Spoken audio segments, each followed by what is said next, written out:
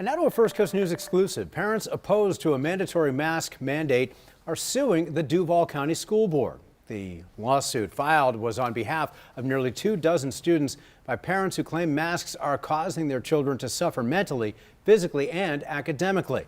On your sides, Ann Schindler obtained a copy of both filings and reports the plaintiffs are saying COVID protections are outweighed by constitutional ones.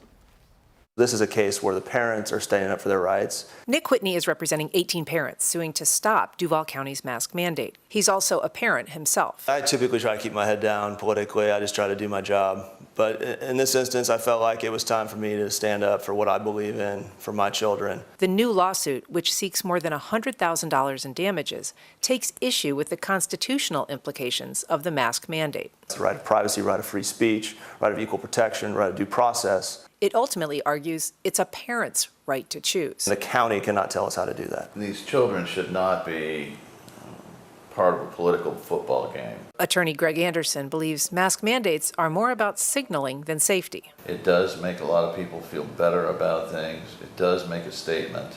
We are not convinced, based on our research thus far, that masks really work. At least the type of masks that most people have access to. Our case counts have continued to go up.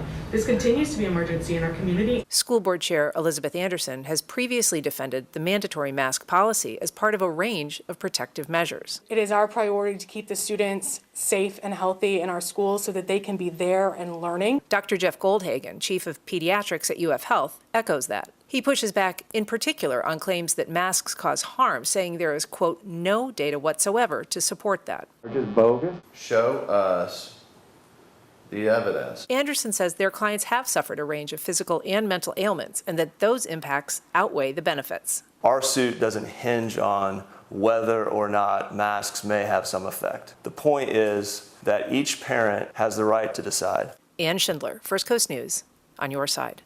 And we have reached out to the school board for response to this lawsuit. And obviously, this is a complex and controversial issue. You can find much more about the litigation with this story on our website and the First Coast News app.